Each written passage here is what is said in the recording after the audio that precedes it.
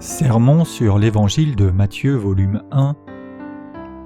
Quand un chrétien peut-il avoir une conversation intime avec le Seigneur ? De Paul Sejong.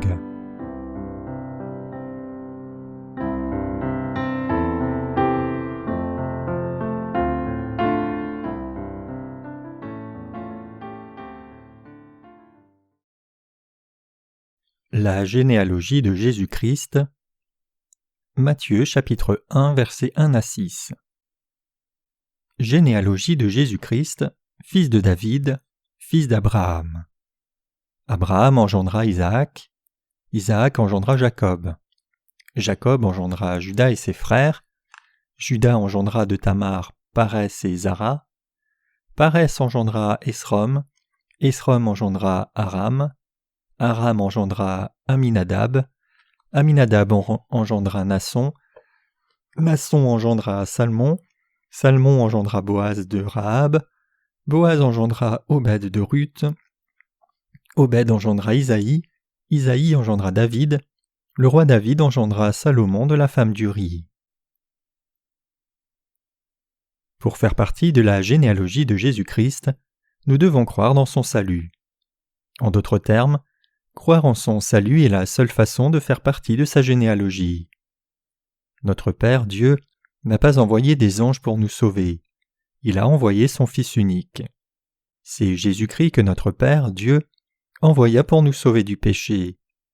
Il fit une alliance afin que quiconque croit en Jésus, qui est le Fils de Dieu et notre Sauveur, soit sauvé de tous ses péchés une fois pour toutes. Dans ce contexte, Matthieu 1 verset 1 dit « Généalogie de Jésus-Christ, fils de David, fils d'Abraham ». Ici, la généalogie de Jésus-Christ implique le monde spirituel concernant la façon dont nous pouvons devenir enfants de Dieu par la foi, qui connaît et croit en Jésus-Christ étant délivré de la puissance des ténèbres. Ce passage décrit ce qui est requis pour qu'un pécheur soit sauvé de ses péchés et devienne enfant de Dieu. En d'autres termes, pour devenir un enfant de Dieu, on a besoin de la même foi qu'Abraham. Quel genre de foi est requise pour entrer dans le royaume de Dieu ?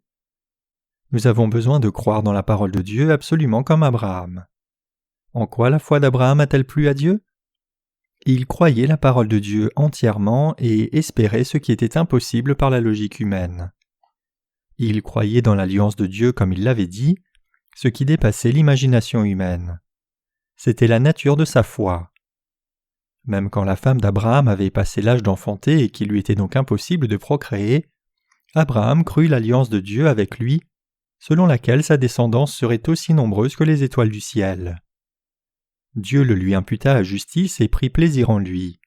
C'est ainsi qu'Abraham devint le père des justes par la foi. Vous et moi aujourd'hui regardons Abraham comme le père des croyants, parce qu'il a cru exactement ce que Dieu a dit. De la même façon, nous devons avoir le genre de foi d'Abraham pour entrer dans le royaume de Jésus. C'est le seul moyen pour qu'un pécheur reçoive la rémission du péché et devienne juste. Nous entrons dans le royaume de Dieu et nous recevons son salut en acceptant Jésus comme notre Seigneur et Sauveur. Comment croyons-nous en Jésus comme notre Sauveur pour faire partie de la généalogie de Jésus-Christ ?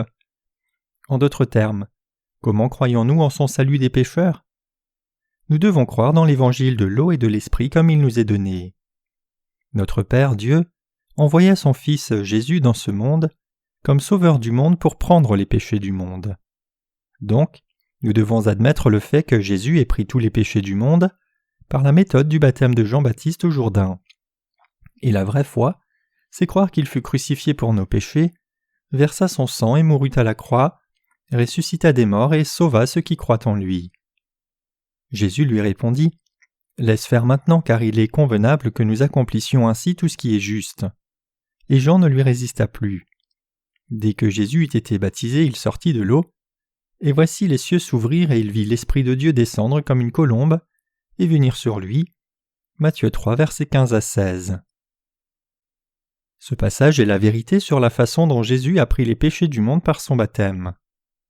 Notre Père Dieu envoya notre Seigneur Jésus vers les pécheurs et lui fit prendre tous nos péchés, lorsqu'il fut baptisé par Jean-Baptiste pour purifier nos cœurs et les rendre blancs comme neige, et pour ouvrir la porte du royaume de Dieu. nous pouvons devenir justes en acceptant sa parole dans nos cœurs et devenir les membres de sa famille. Quiconque croit en l'œuvre que Jésus a accomplie peut, de pécheur, devenir une personne sans péché. La voie pour entrer dans la famille de Dieu, c'est de croire en l'évangile de l'eau et de l'esprit. Pour qu'un pécheur devienne enfant de Dieu, il a besoin d'avoir la foi qui croit que Jésus est le sauveur des pécheurs. Dans l'Écriture, le fils de David signifie que Jésus est le descendant de Juda. Dans l'Ancien Testament, Dieu fit une alliance selon laquelle il ferait sortir des rois de la tribu de Juda, un fils de Jacob. Genèse 49, verset 10. David est un homme de la tribu de Juda dont l'Ancien Testament parle. Et Jésus est né de la tribu de Juda comme le roi. Comme Abraham, nous faisons partie de la famille royale en croyant dans la parole de Dieu. Nous devenons enfants de Dieu spirituellement. Et quiconque est entré dans la généalogie de Jésus-Christ par la foi est déjà devenu enfant de Dieu. Abraham engendra Isaac, Isaac engendra Jacob, Jacob engendra Juda et ses frères et ils engendrèrent leurs descendants. Les gens qui croient dans la parole de Dieu engendrent d'autres enfants de Dieu. Tous ceux qui entrent dans la généalogie de Jésus par la foi sont ceux qui ont reçu la grâce de Dieu et non ceux qui se vantent d'eux-mêmes. Ils étaient humbles et faibles, mais ils ont cru la parole de Dieu, donc ils sont devenus une famille avec un vrai roi. Comme nous faisons partie de sa généalogie par la foi, nous devons savoir cela. Dans la généalogie de Jésus-Christ, il y avait une prostituée nommée Rahab, tout comme une femme nommée Ruth la Moabite, des gentilles. Alors comment une prostituée a-t-elle pu faire partie de la généalogie de Jésus? C'est par sa foi que Rahab entra dans le royaume de Dieu. Dieu nous dit que le seul moyen pour qu'un pécheur devienne enfant de Dieu, c'est de croire sa parole. Cela signifie que la vraie foi ne vit pas une bonne vie en faisant de bonnes œuvres, mais en croyant la parole de Dieu. Comment une prostituée peut-elle avoir vécu selon la volonté de Dieu? Cependant, Dieu peut même pardonner les péchés de quelqu'un comme une prostituée qui a commis beaucoup de péchés par le salut de Dieu. Même une prostituée a pu devenir enfant de Dieu en ayant la foi dans la vérité du salut de Dieu. Cela signifie que tout pécheur de ce monde peut devenir enfant de Dieu. La Bible nous parle de la foi qui croit en lui et sa parole. Dans Matthieu 1, la Bible parle de la foi de Tamar. Qui est Tamar? C'était la belle-fille de Juda qui a couché avec son beau-père. Quand nous le regardons moralement, comment une femme qui a une relation sexuelle avec son beau-père peut-elle appartenir à la généalogie sacrée de Jésus? Cependant, Tamar fut approuvée à cause de sa foi qui croyait dans l'alliance de son beau-père. Elle fit partie de la généalogie de Jésus par sa foi, qui croyait la parole que son beau-père croyait. Il était coutume en Israël que lorsque le premier fils mourait, le second était donné à la femme du premier. Si le fils aîné n'a pas de descendance quand il meurt, le beau-père a la responsabilité d'épouser la femme du premier fils pour son deuxième fils. Tamar était mariée à un premier fils de Juda. Mais le premier fils s'est révolté contre Dieu et le Seigneur l'a tué. Alors selon la coutume d'Israël, Juda a donné le second fils à Tamar. Cependant, le second fils savait que l'héritage ne serait pas le sien et il se souillait à terre et Dieu le tua. Le beau-père dut donner son troisième fils à sa belle-fille. Cependant, il était trop jeune, donc le beau-père a promis de donner son troisième fils quand il aurait grandi. Tamar attendait le troisième fils. Cependant, le beau-père ne lui donna pas son fils. Alors Tamar lui tendit un piège. Le jour de la tonte des brebis arriva. Alors Tamar enleva son vêtement de veuve et se couvrit d'un voile puis s'assit à un endroit exposé. Les prostituées en Israël devaient couvrir leur tête et leur visage d'un voile. Quand Juda la vit sur son chemin vers la tonte, il voulut aller avec elle. Il lui donna donc un salaire et coucha avec elle. Juda ne savait pas que c'était sa belle-fille. Quelques mois plus tard, la grossesse de Tamar se voyait. C'était considéré comme un adultère puisqu'elle était veuve. En Israël, un adultérin était puni en étant lapidé ou brûlé. Juda planifia de la lapider à mort. Mais Tamar dit à ce moment-là, « Je suis enceinte de l'homme à qui appartiennent ces objets. » C'était le salaire que Juda avait donné à la prostituée. Donc Juda les reconnut et Tamar enfanta des fils qui continuèrent la lignée familiale. Cela montre que Dieu bénit les gens qui croient dans sa parole d'alliance et vivent par elle. Ainsi, quiconque fait partie de la généalogie de Jésus s'y trouve par sa foi dans la parole de Dieu. Comme écrit dans ce passage, Juda enfanta de Tamar, Parès et Zara. Tamar donna naissance à des jumeaux et continua la généalogie de Jésus par sa foi dans l'alliance de Dieu avec Juda. Ici, aucun Israélite n'a critiqué Tamar en disant « tu as mal fait ». Il louait plutôt Tamar pour sa foi, disant que c'est une foi de bénédiction. De la même façon, Dieu agrée la foi de ceux qui croient la parole de Dieu. Tamar a pu faire partie de la généalogie de Jésus parce qu'elle croyait dans l'alliance de Dieu. Si nous croyons la parole de Dieu, nous pouvons bien devenir aussi ses enfants. Nous ne devenons pas justes par de bonnes œuvres. Chaque pécheur peut devenir juste en croyant dans l'évangile de la justice de Dieu et entrer dans la famille de Dieu. La Bible nous dit que ce n'est pas notre comportement saint qui fait de nous des enfants de Dieu. Plutôt, nous devenons enfants de Dieu par notre foi dans la parole d'alliance de Dieu. Nous devenons enfants de Dieu et entrons dans le monde de Jésus par notre foi qui croit les paroles de Dieu. Nous devenons les enfants de Dieu par notre foi dans la parole de Dieu. Nous devons savoir et croire que nous devenons justes et sans péché en croyant en Jésus. La Bible nous dit que la foi qui croit l'Écriture comme elle est, c'est la foi qui croit dans la justice de Dieu. Pour devenir justes quand nous acceptons Jésus, nous devons croire dans l'évangile de l'eau et de l'esprit.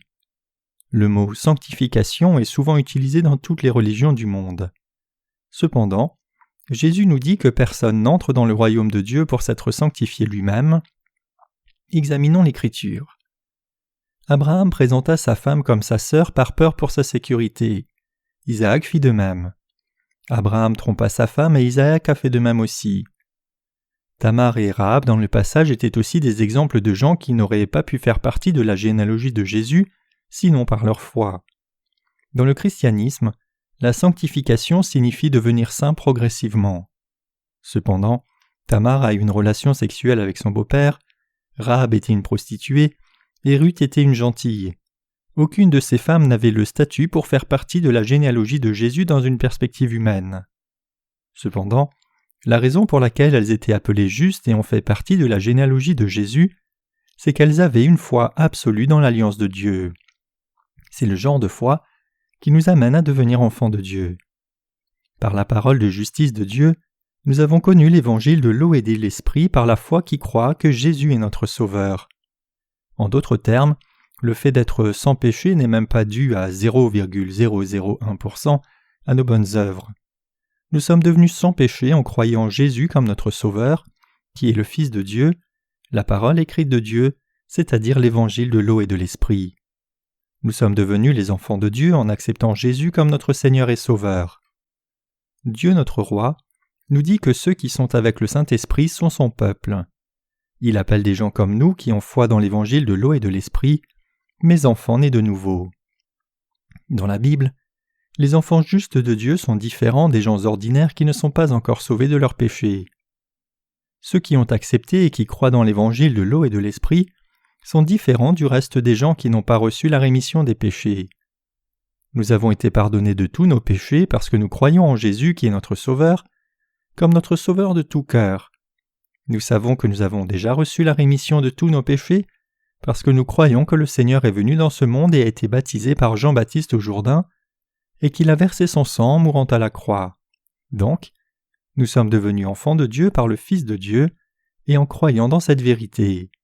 Alléluia, nous remercions notre Dieu qui nous a donné cet évangile de l'eau et de l'esprit, la justice de Dieu.